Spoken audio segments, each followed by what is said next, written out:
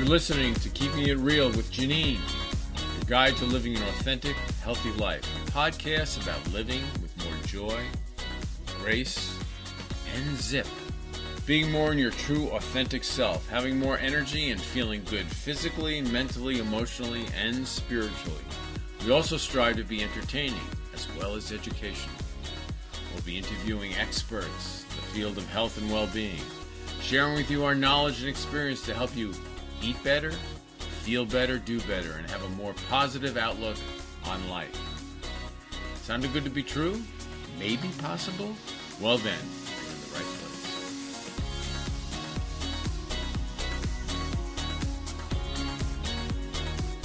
place. Welcome to Keeping It Real with Janean, your guide to living an authentic, healthy life.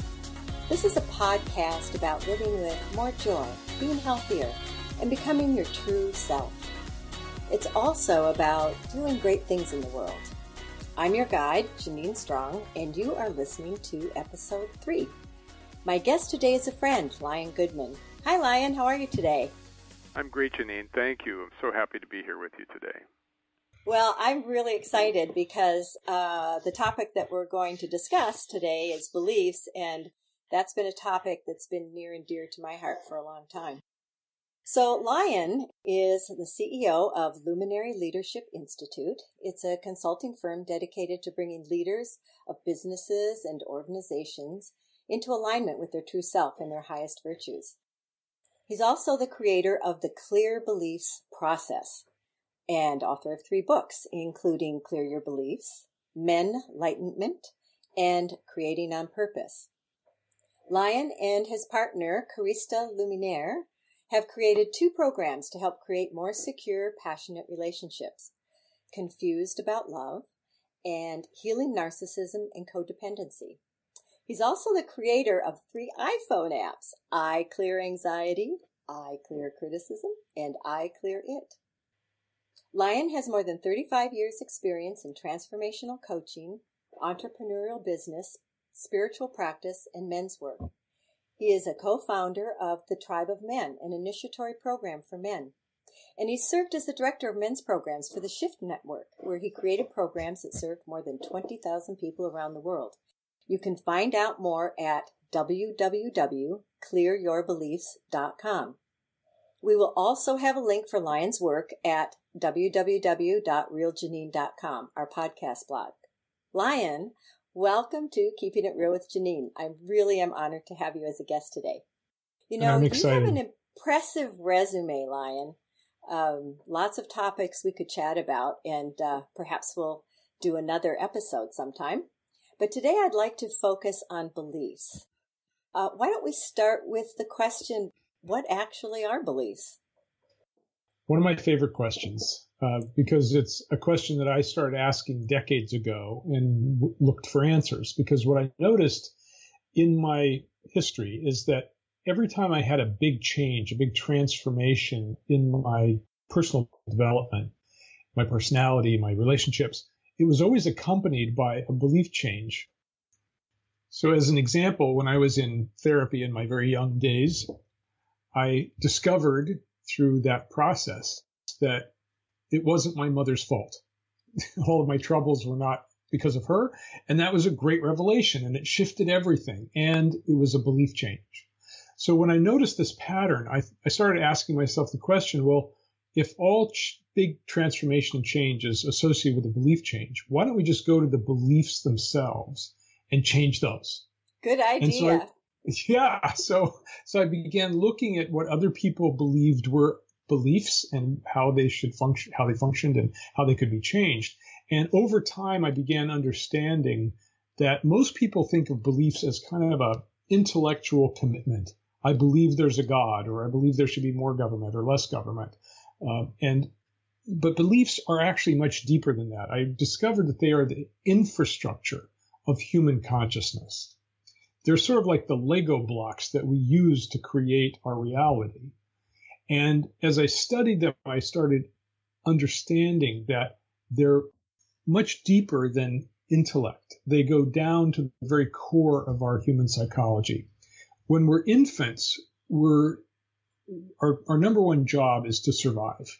And so we're looking to the world and we're experimenting to see how we can survive. And beliefs become the scaffolding upon which we start learning how to survive and thrive. So we may look around and discover, for example, when I cry and make a fuss, I get my needs taken care of. Now, this is nonverbal for an infant, and infants gather lots of beliefs in this nonverbal way. But we can interpolate what is going on inside the baby who's actually having an experience and a conclusion from that experience, and those are our earliest beliefs. Now, that's a very good belief for a baby. If I cry and make a fuss, I'll be taken care of. However, beliefs don't have expiration dates, although they should. They should be like meat, like do not use this belief after you're 5 years old. It's not going to work for you. So most of us know someone who still runs their life on the belief if I cry and make a fuss, I'll get my needs taken care of. So as I began looking deeper and deeper into this subject, I saw that beliefs provide a platform for our reactions, for our attitude, for how we treat the world, what we believe about ourselves, what we believe about other people, what we believe about who we are and how we're to function. And I also discovered by researching lots of different methods that beliefs can be changed very quickly and easily. They don't require years and years of psychotherapy. So that's my quest, and that's why I created the Clear Beliefs process. Awesome. Well, how about telling us a little bit about the Clear Belief process, what it is and how it works? Sure. Perhaps I should start by contrasting it with some of the other methods that are out there, because there's a lot of methods for belief change. There are, now, sure. Please do. Yeah, what I discovered is that beliefs, because they're made of experience, are multidimensional and multisensory. They're not just thoughts. In the mental sphere, they're also physical body sensations, feelings and emotions, and they also connect with our spiritual self. So a method to be effective, a method has to be multidimensional, multisensory. It has to tap into all of those parts of us. To really clear a belief, you need to clear it from all the parts of you, right? Now, there's a lot of methods that take an intellectual approach. For example, Byron Katie's The Work. Love her stuff. It's great. It's basically a way of looking at a belief and saying, wow, that belief isn't true. I recognize it's not true. And I would be someone else if I didn't have that belief. But that all operates at the conscious level, at the mental level, and it doesn't tap into the deep subconscious mind, which is where our beliefs are stored. So beliefs are like snowflakes. When you're first born, you start getting snowed upon by your parents. They tell you who you are. Oh, you're such an adorable little girl. You're going to grow up to be a great ballerina or a great scientist. And this is what's right, and this is what's wrong, and this is good, and that's bad. Don't do that. Do this. And you'll make me so happy if you're like this. And so these snowflakes come down into our mind. We're beginning to learn how the world works and who we are in the world. But beliefs don't just expire by themselves. As I said, they start accumulating like snowflakes on the ground. And the new snowflakes, the new beliefs that come in, the new ideas we get, the new programs we get, begin to push the old ones down into the subconscious mind. So we get these huge piles of beliefs in our subconscious mind, and they operate like little micro machines that are creating reality, because beliefs create our reality. And I'll give your listeners a chance to directly experience that. So let's do this experiment now. So what I'd like you to do is to feel what it feels like to hold the belief, there's something wrong with me. So you know it's not true, but just imagine that it is true and feel what it would feel like if you held that belief. So take a minute and do that. There's something wrong with me. And tell me what body sensations you notice. Well, it certainly doesn't feel good. I feel contraction. Contraction is one of the main things that we hear when people experience that belief. Some people feel their head kind of sinking down, or a hollowing out in their stomach or chest, a kind of hiding, a desire to withdraw and go and not be seen. Mm-hmm. So yeah, it's kind of like a sinking in and your whole body sort of contracting in. Not very comfortable. No, it's a pretty awful feeling, actually. So take that belief off and throw it away, get rid of it, put it aside. And now feel what it feels like to hold the belief, I am a sacred and worthy being. And tell me what that feels like in your body. Expansive. Mm-hmm. Mm-hmm. Yeah, most people find it feels a lot better. Mm-hmm. I feel lighter. Mm-hmm. Yeah, and you can keep that one on or take it off as you wish, because you always get to choose the beliefs you have. Oh, I'll keep that one. Thank you. All right, good. So you notice that holding a belief actually gives you an experience. It gives you a physical experience. And all of our beliefs, especially the negative ones, give us that little feeling in the background because they're buried down in the subconscious mind, but they're still operating. They're like a little reality creating machine that's operating at a very subtle level.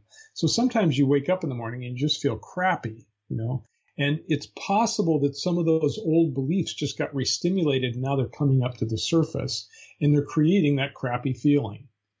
So in order to clear them, we need to get down to that feeling level. So we always use the experience of feeling the belief as one of the ways to really pull it up and clear it from the subconscious mind. And we do this through, as I said, guided imagery, where we take you through a process. You can feel the belief, you can see the belief, you can experience it fully. And then when you choose to clear it through the process that's part of the Clear Beliefs program, it's gone. It really clears it out forever and it doesn't come back. And a lot of the methods that use only an intellectual approach or only a muscle testing approach or only a tapping approach don't necessarily tap into that deep subconscious, and so the beliefs come back, and or else it's just a sort of partial clearing. It doesn't get a complete clearing. So it sounds like this truly is a deep, multidimensional approach.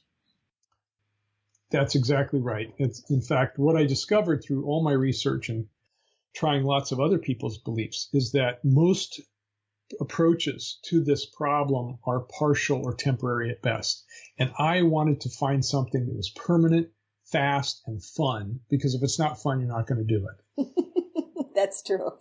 It sounds absolutely amazing. And do you teach classes or workshops, or do you do one-on-one with people? All of the above. So I have a program called Clear Your Beliefs, which people can buy on the internet and go through themselves. It's a recorded program, and they will examine and clear beliefs from their deep subconscious mind in areas such as body and health, and finance and money, self-image and self-esteem. So it takes you through 7 different areas of life, and then you can keep using the program over and over again to clear more beliefs and more beliefs and more beliefs. I'll tell you a quick story. I taught this process to a friend of mine, and he went off, and he called me 2 months later, and he said, well, I just finished clearing 200 beliefs. Oh, my goodness. I said, that was my reaction. I went, wow. I said, how do you feel? He said, I don't recognize myself. Wow. All the things that were stopping me, all the things that were preventing me from getting things done are gone. And I'm just getting stuff done and moving my life forward. And it's a miracle. And he went on to do multi-million-dollar deals in business. So, wow. So that was a great success story. And that's what can happen, is you can clear enough beliefs that you just get the stuff out of your way and it doesn't come back. A point that I'd like to make, because I think this is so important and the work you're doing is so important, is that I really feel that this is the reason that a lot of positive affirmations don't work, because no matter how much you verbalize, the way you want to be, how you want to be, if you've got underlying self-sabotaging beliefs, whether they're conscious or unconscious, it's just not going to happen until those are cleared. Yes. In fact, there's an even deeper trick to this, and that is the principle that whenever you make a new commitment of any kind, including any affirmation or any commitment to a program, what happens in the mind is that all of the old beliefs, the ones that are in conflict with your commitment, jump up and reassert themselves. And this is a principle that ought to be taught, but it's what causes affirmations to not work, because you may say, I affirm that I'm going to lose 20 pounds this month.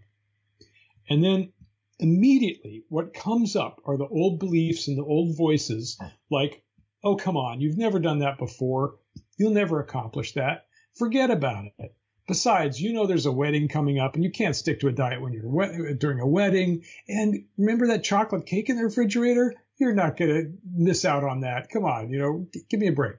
And more commitments are broken by these old beliefs than by any external circumstances. Very, very true. I like the way you put that. Thank you, Lion. Is it true that our beliefs really create our reality? Well, that's the phrase that's used most often. To say it more accurately, our beliefs act like lenses in front of our eyes, in front of all our perceptions, and they color our perceptions. They actually filter our reality. And just like sunglasses, they filter certain frequencies out and let certain frequencies in. So if I have a belief there's no opportunities out there, that's going to filter any opportunities that are out there out. I'm not going to see them. If you change that belief to there's opportunities everywhere around me, all of a sudden your world actually changes. You actually see new opportunities all over the place. So this is what all beliefs do, is they filter reality to give us a specific range of possibilities. And that's why they're called limiting beliefs, because they limit us. They're like a limiter on a carburetor so that you can't go past a certain speed. They only allow certain information in. And that's why it's good to think of it as scaffolding, because scaffolding is what you use to build a building. And then once the building is done, you're supposed to take the scaffolding away, right? Mm-hmm. So it doesn't interfere with people being in the building. Unfortunately, our scaffolding sticks around because there's no natural way for it to be dismantled. So we need to do it consciously. It's a conscious choice of dismantling belief after belief after belief, the ones that are interfering with our forward progress.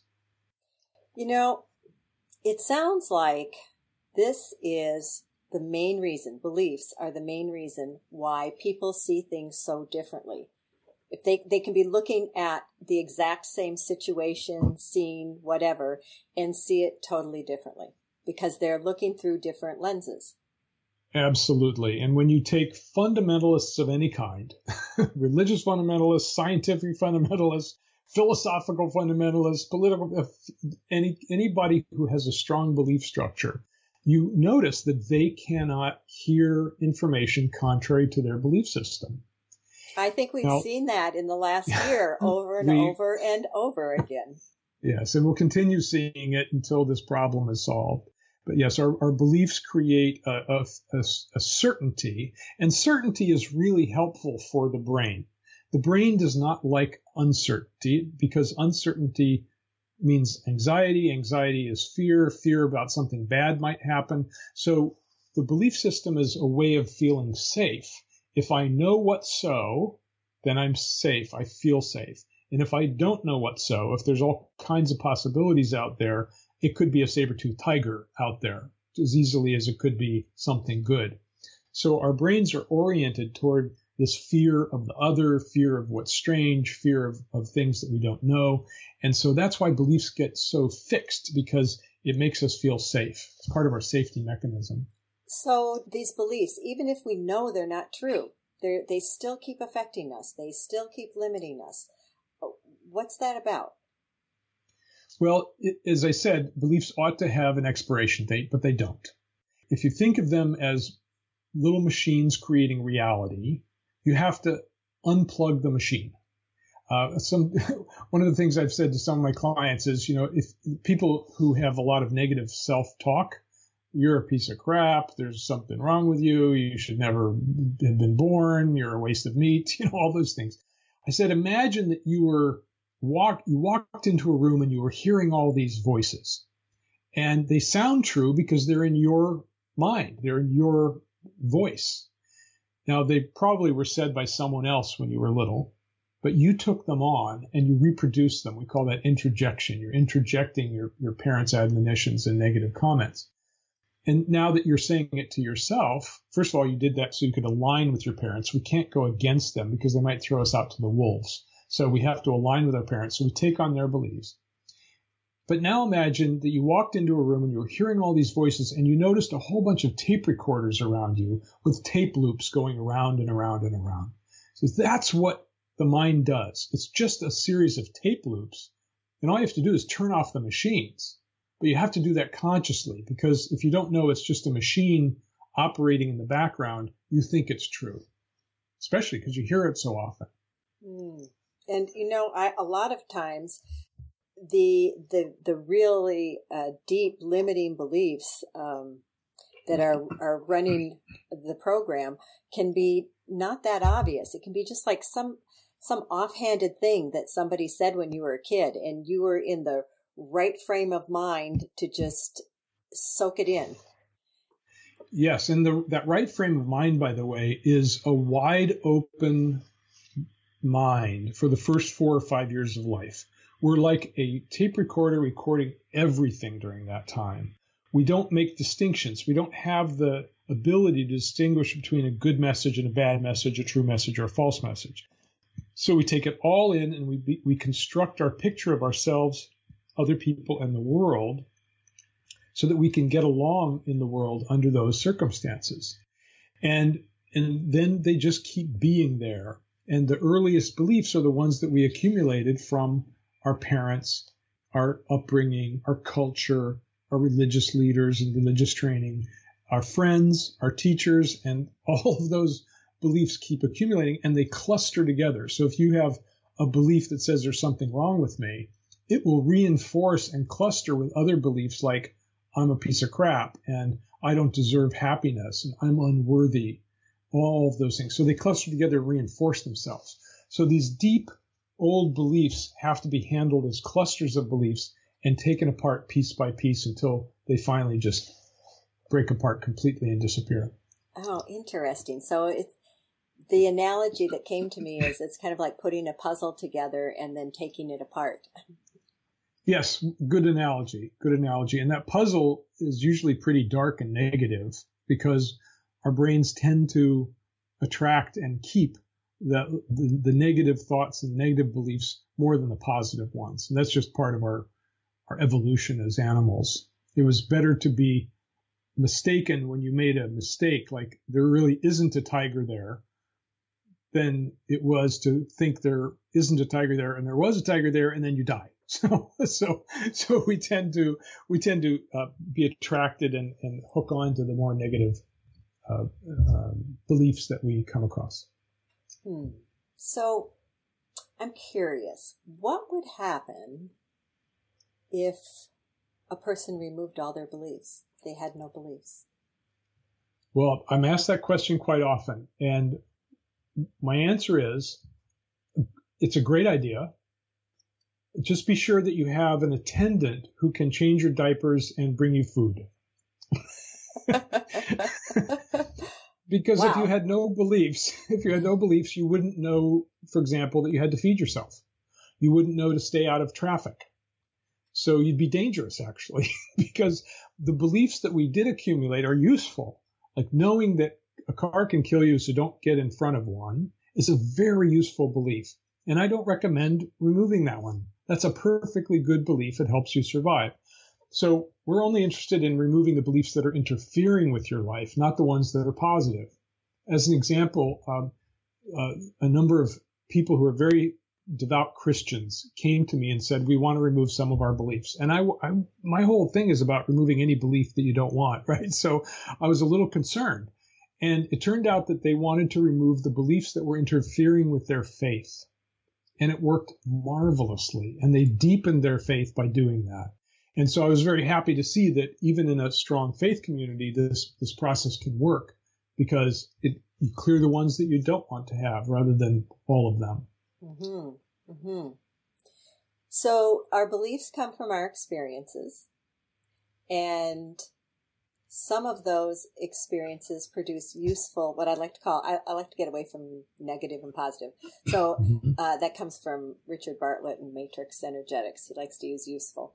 So some of these beliefs are useful, they're helpful, and because some of our experiences are twisted and hurtful, we develop beliefs that are not useful and that are harmful to us. Right, right. And again, when we're very young, we don't have those distinctions. They all are useful to the growing mind. And so we then, as we get older, have to, winnow them down and filter them and decide which ones are useful and which ones aren't anymore. Because a belief like, if I cry and make a fuss, I'll get taken care of, is very useful for a baby. Mm-hmm. Not so much for a teenager or for an adult, right? So yes, it's important to decide which beliefs are useful, which ones aren't, and get rid of the ones that aren't, because that's what's interfering with your life. There's lots of really positive and useful beliefs, like I can accomplish anything I set my mind to. That's a fantastic belief. It gives you great power in the world, right? Mm-hmm. Its opposite, not so useful. And in fact, part of the process in the Clear Beliefs program is that you clear the old negative belief that's been limiting you. And when you do so, what you create is space. And then you decide as a soul, as an awake being, what belief do you want to have instead? And that decision then gets planted into that space that the old belief held. It's a lot like building a garden, a vegetable or a flower garden. The first thing you do is you have to clear the land. You have to take out the rocks and the weeds and amend the soil, and then you can plant your seeds. If you tried planting those same seeds on rocky, weedy soil, you wouldn't have much luck. It wouldn't grow much. But when you clear the field first, and then you plant what you want, that's when what you want will grow. And so this is part of the process of manifestation. Clear the negative belief, and then plant a positive belief. Now, if we call that an affirmation, now the affirmation has a chance to actually take root and grow and become who you are, become part of who you are, integrate with your whole attitude and mind. So now you're operating from a belief that you want to have in your life rather than one that was programmed into you a long time ago. Well, I'm intrigued, Lion, and I hope a lot of our listeners are intrigued enough to want to explore what you have to offer for changing these not useful beliefs and planting new ones in their place. You've talked a little bit about what you have to offer people. Why don't you go through it again and let people know how they can take advantage of your really amazing process? Sure. First of all, if you have an iPhone or an iPad, you can try out our app. Now, the app is called I Clear It, and there's one called I Clear Anxiety and I Clear Self-Criticism. I Clear It is kind of the generic one, and then we're coming up with the more specific ones. That's a process that's part of the Clear Beliefs process that I call the body wisdom, and that is clearing things from the body. So it's a guided process for clearing whatever's bothering you. A feeling, an emotion, a body sensation, a problem in your mind, a problem in your life, and using a very simple process, step by step, to clear it out of the way. And it's a little video guided process that's available very inexpensively on the iPhone and iPad. Cool. So do you have to be by yourself to do it, or can you do it with other people around and they won't know that you're doing it? It's video and audio, but you can choose between video, audio, or text. So you can use it with a headphone if you want to hear the audio and video, or you can just hear the audio or just read it and do it yourself. Yeah, it's a very simple process. And once you use it 10 or 15 times, you can do it yourself without the app. So it's really a self-empowerment tool. Cool. So it is something, let's just say you're sitting on the bus or the subway, and mm-hmm. a lot of people around you, and maybe you're going to a job interview and you're feeling anxious. Can you sit there and do this process without, people wondering what you're doing or looking at you or feeling self-conscious? Yes, you don't look weird at all, because all you're doing is just focusing on the body sensations that are associated with the anxiety. Would you like me to give you a sample? Sure, I'd love it. Okay, so imagine feeling anxiety for a minute, whatever makes you anxious. How about doing this podcast? Okay, good. So feel what it feels like to have that sort of underlying anxiety, and just describe where that anxiety lives in your body. Actually, I'm feeling it in my heart right now. Okay, good. So as you feel it in your heart, pay attention to its size and shape, just as the body sensation itself, without any associated ideas about it or thoughts about it. And just tell me about how big it is and what its shape is. Actually, what I'm getting right now is it's kind of like a bar across my chest. Mm-hmm. Good. And does the bar have some weight to it? Yes. It's kind of heavy. It's heavy, and it's black. Okay, charcoal, good. Charcoal gray. Charcoal gray and heavy. And how much does it weigh? If you put it on a scale, how much would it weigh? Well, I'll just have to go with what popped into my head, 2.5 pounds. Okay, good. So I'd like you to allow that 2.5 pound bar that's charcoal gray, just allow it to be there. Take a breath or two and just give it room to be there. It's starting to change.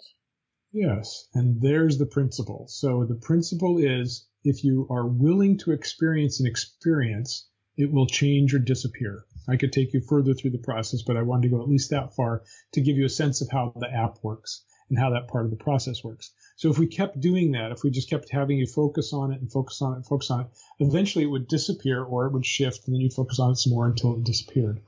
So that's the process that's in the app. And you can go to iClearIt.com to learn about that app and its applications. Great. And we'll have links. We'll have links on the show notes too. Everything that you have. I wanted to let listeners know too that I didn't do anything to change that bar. It just happened. It just started getting kind of swirly and flowy. Mm-hmm. But I just watched it. I didn't do anything. I wasn't forcing anything to happen. Right. So some people call this an embodied mindfulness practice, and there's lots of good names for it. I just call it body wisdom because there's a lot of wisdom in the body's sensations, and you can find and clear things that come up through the body.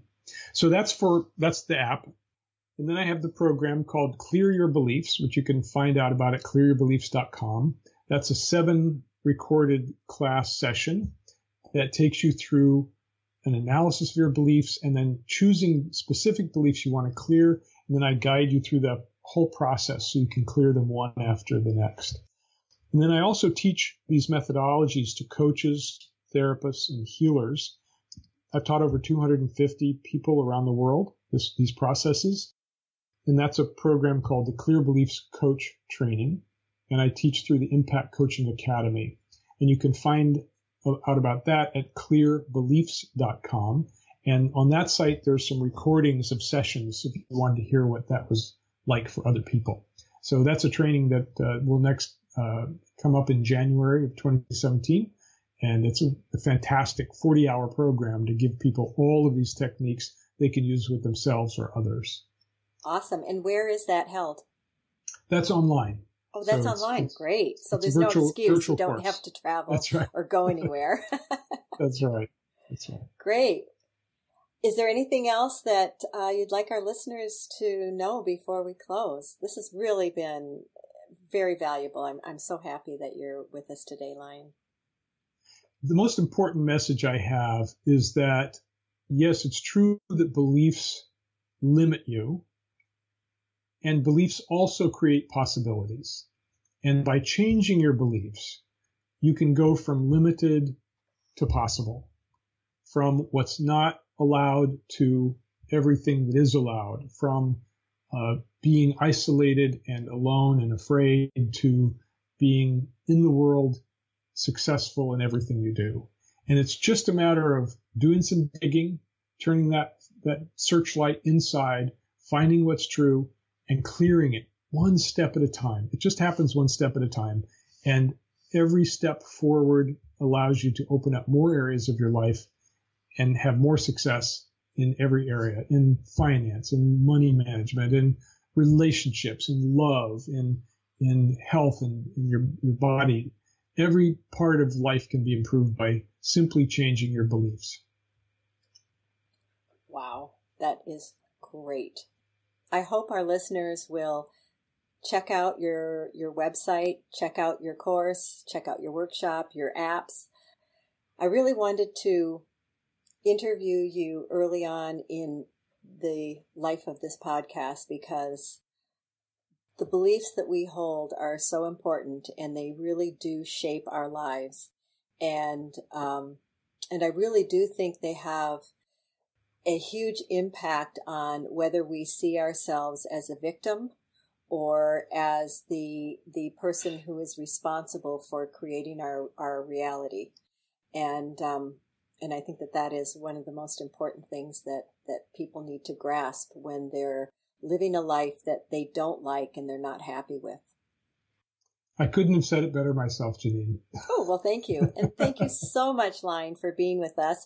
And I hope you'll come back again soon. I know there are other wonderful topics that we can talk about. Anytime. Just call me and I'll be there. Isn't that a song? It should be. Great. Thank you so much. Thank you, have Janine. a great evening. Bye.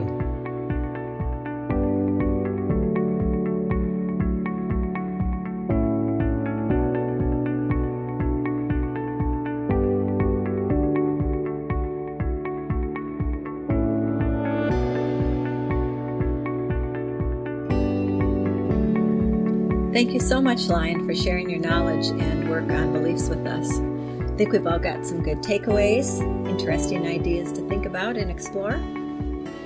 If you find yourself repeating similar self-sabotaging behaviors, that can be hard to say, self-sabotaging, you may want to look at clearing underlying negative beliefs that prevent you from moving forward. I've found in my work that most people don't know what they are. Often, many have an idea, but we find that there's something even deeper that needs clearing. Watch your language patterns. Repeatedly using phrases like, I can't, I don't know, I don't want to, I never knew. Those kinds of things. They're great clues to underlying self-sabotaging beliefs.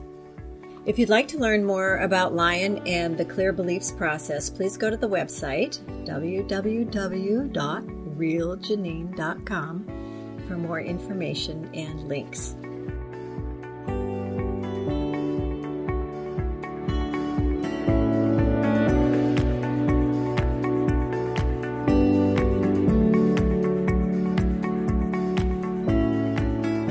In this episode, we're going to start a new fun tradition. It's going to be called the check-in, and I'm going to check in with different practitioners to see what's happening in their practice. Are they seeing any trends, any particular thing that they'd like to share with us, and also give you, our listeners, a good takeaway or two. So we're going to start our first check-in with Brendan Murray Nellis, licensed acupuncturist. He's also my podcast co-host when he has time. And, let's just see what happens. This is going to be off the cuff and our very first one. So here goes. So it is time for Brendan's check-in. Hey, Brendan, Hi. How are you doing? I'm doing great. How's it been going? I think you've been a little busy because I've been having a hard time getting a hold of you. Yeah, I had to shut down early here just so I had some time to spare to devote to this, because it's been a matter of trying to juggle one of the busiest couple weeks of the year here and not having a front desk person for the past week. So. Oh, wow. A little bit crazy, but it's good. Good. This will be our first check-in, so we're a little new at this. But my idea was to have a regular check-in with you. And, you can talk about whatever you want. You can talk about what you've been doing, what's been going on, something that's happening in the world that you want to talk about, something you've been seeing with patients frequently and what you've been doing with them that you think might be helpful for our listeners. Yeah, so, there's I've been seeing a lot of different things with patients lately. I'm going to avoid the topics of world politics and future in too broad of a sense because that's I overwhelming. understand. But I have been lately, for some reason, this past week or so, I've really been seeing a lot of people come in with numbness in their toes. Wow. It's kind of an interesting thing.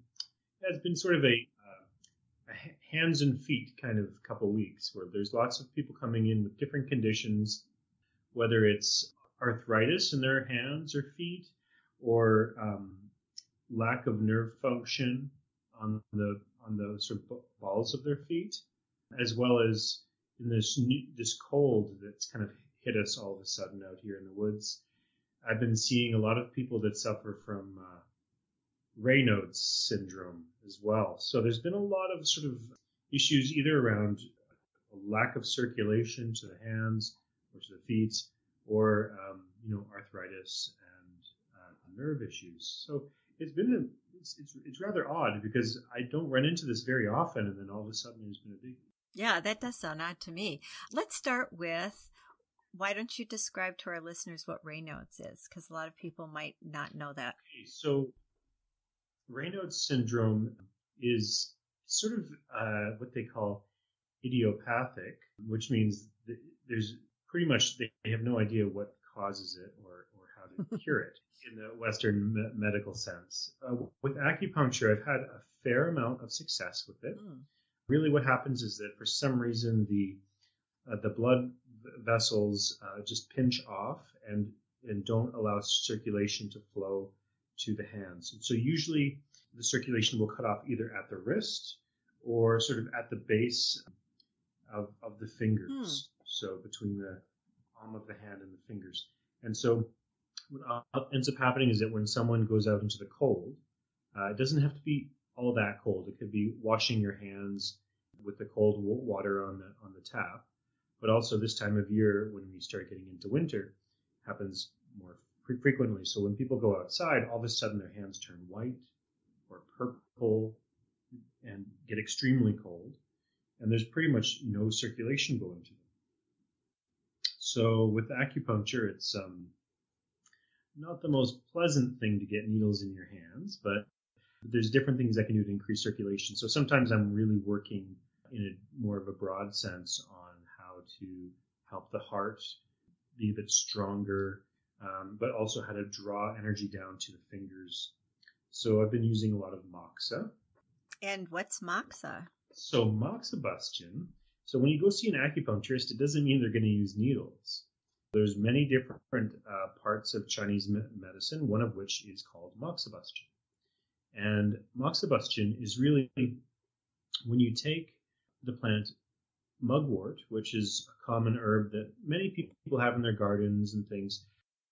Early on in the development of Chinese medicine, they, using acupuncture needles was a rare commodity and very expensive. So people would grow mugwort, and they refined the plant down to, if you're familiar with it, there's kind of this white fuzz on the bottom of the leaves. And so really that's the part of the plant you want the most, is just that white fuzz. But usually you get a bit of the leaf matter as well.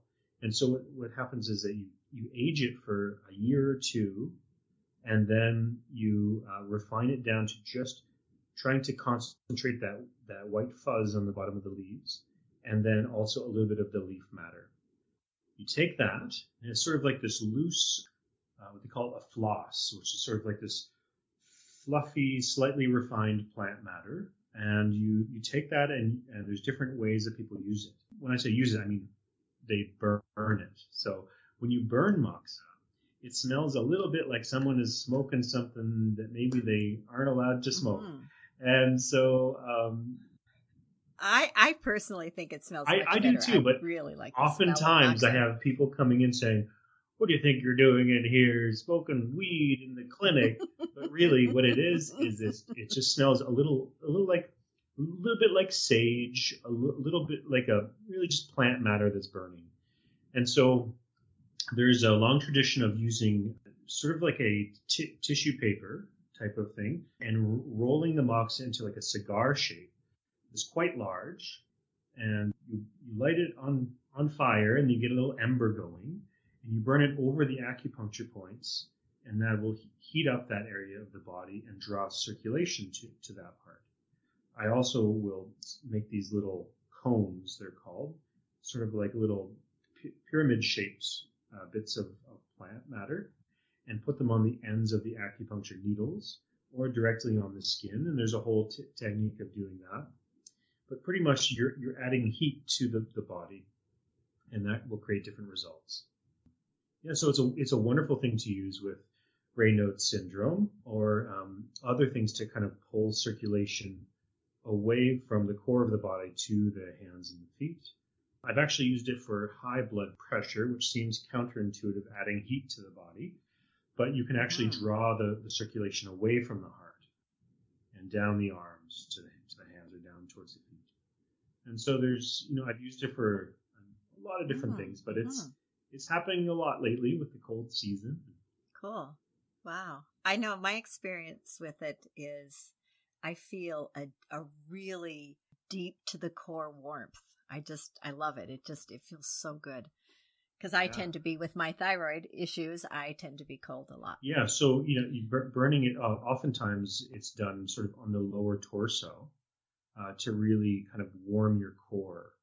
And that's a little bit different than bringing the circulation to the periphery, because that's really about trying to bring the circulation to the core, kind of away from the periphery. Because with thyroid conditions, it seems to me like there's a certain amount of evidence showing that really the thyroid becomes over.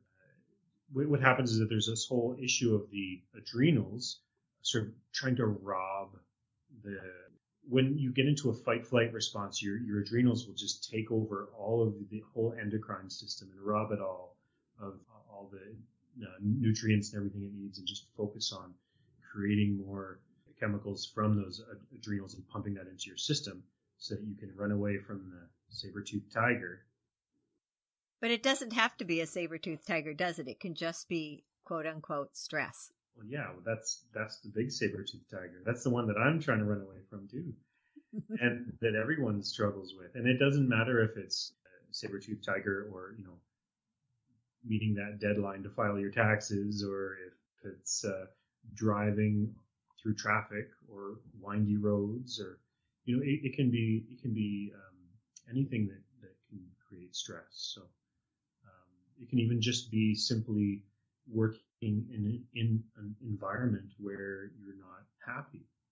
Even that can create that kind of a adrenal response, because if you don't feel comfortable where you work or where you live, you're always on edge. You're always ready to run, right? And so when that sort of dominates your life, it definitely doesn't allow for the thyroid to function correctly, and the digestion usually goes as well a little bit. But anyway, so sometimes we're trying to warm the core and kind of create that sense of restful calm and bringing the circulation back to the middle of your body, and trying to increase the function of the ventral vagal state, which is really the sort of sometimes called the parasympathetic nervous system as well.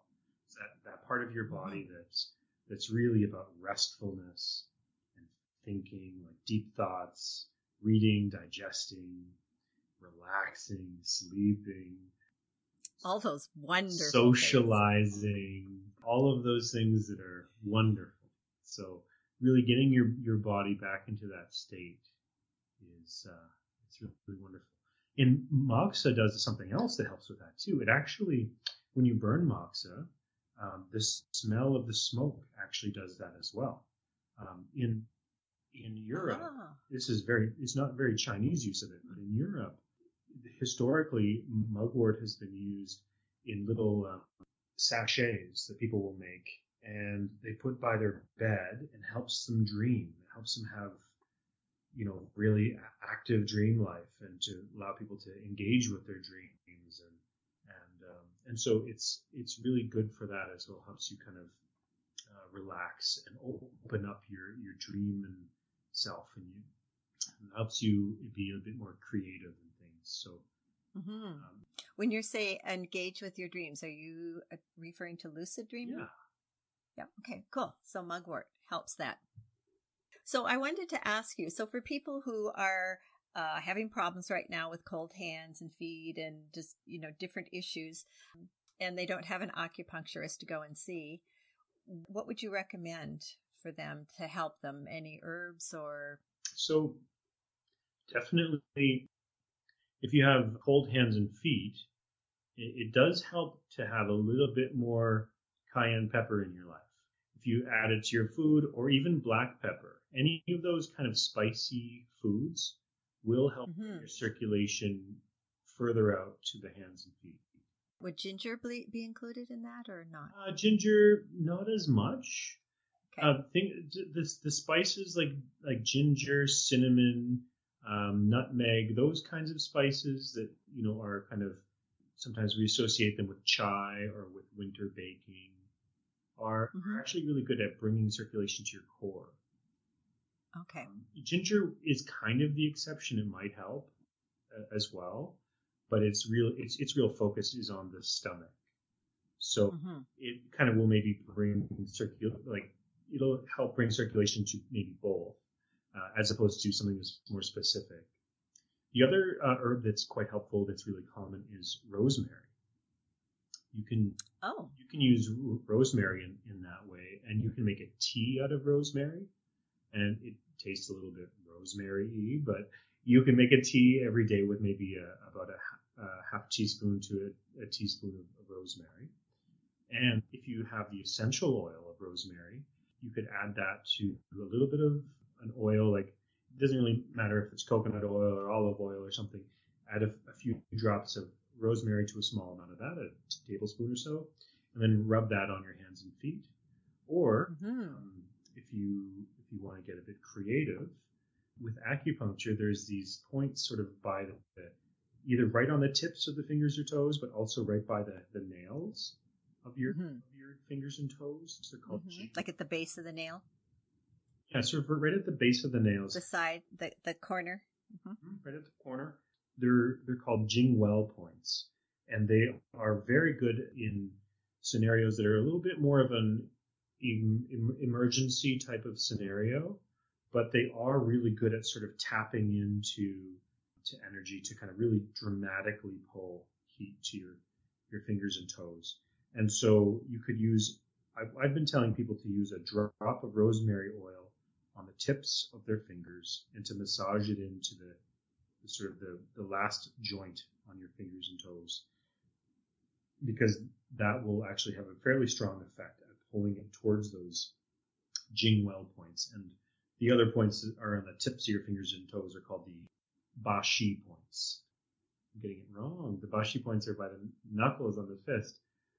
Shui Xian, I think. Anyway, the point is that you just want to bring the circulation to the tips. If you can draw it right to the tips, it should take care of the rest of the finger. So using that rosemary, just one drop on each finger, it should be quite strong. So you're talking about using the oil neat, straight, without blending it with anything else. And rosemary oil, get a good high quality oil.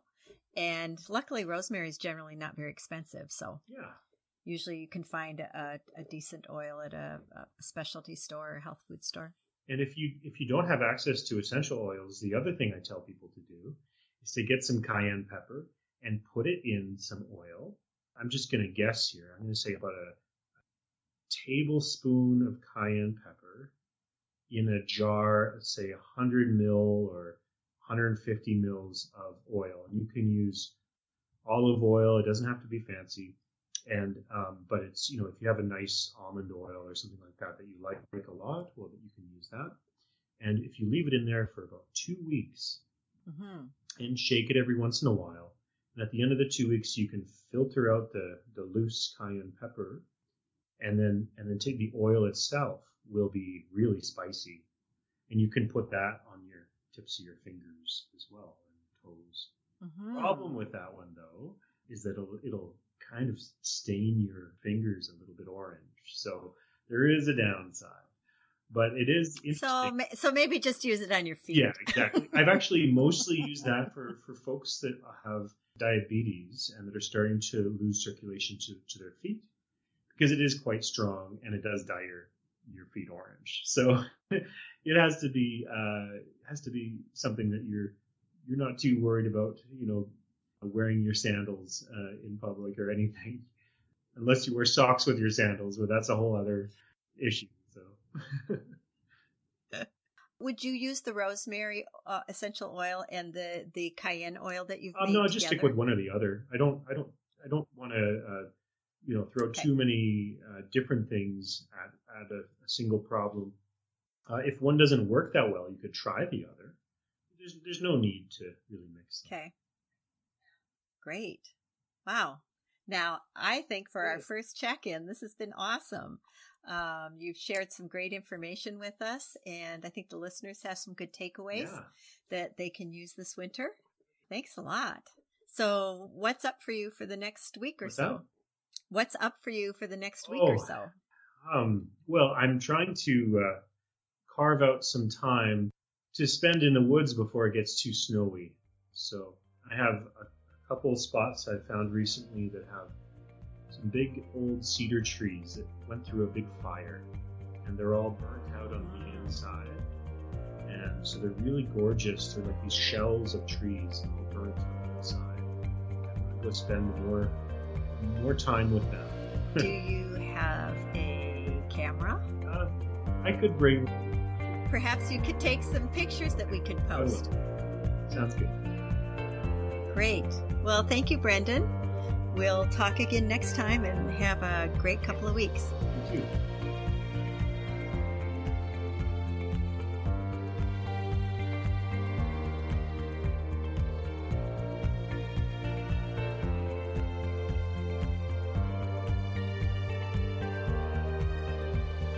That brings us to the end of our show.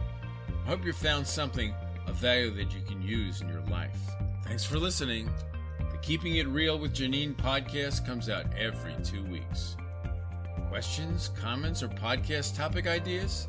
We'd love to hear from you. Email at realjanine@gmail.com or Twitter @realjanine. Remember to spell Janine correctly, Janean. Check out the show notes, extras, and bonus recipes at our blog, realjanine.com. Be sure to subscribe to the podcast. Be well.